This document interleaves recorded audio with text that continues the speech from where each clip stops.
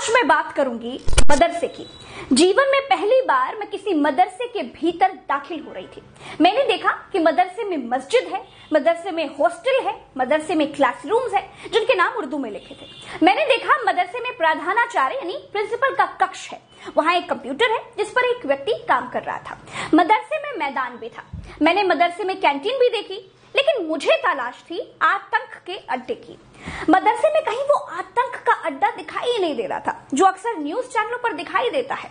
मदरसे की किसी मौलाना की दाढ़ी में मुझे आतंकी नहीं दिखाई दे रहा था।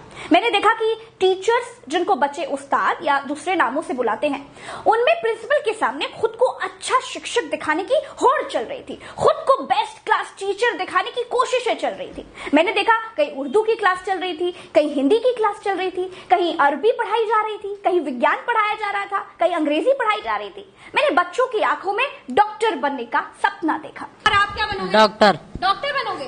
मैंने बच्चों को मौलवी बनने की बात कहते हुए भी पाया। आप क्या बनोगे जल्दी बता दो। मौलाना।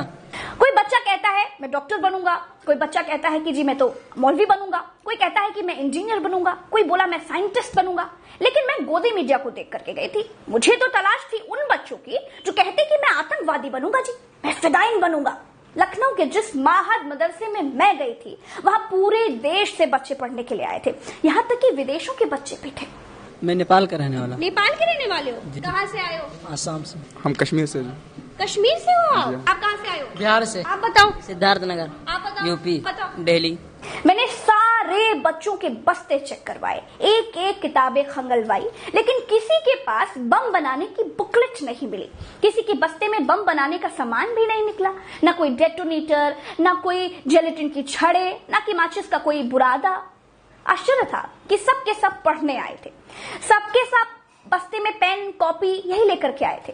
फिर मदरसे में आतंक का वो अड्डा कहाँ था जो मेनस्ट्रीम मीडिया के टीवी चैनलों पर दिखता है। अगर टीवी वाला मदरसे में आतंक का अड्डा नहीं भी खोज पाता है तो भी मदरसे को आतंक का अड्डा बताता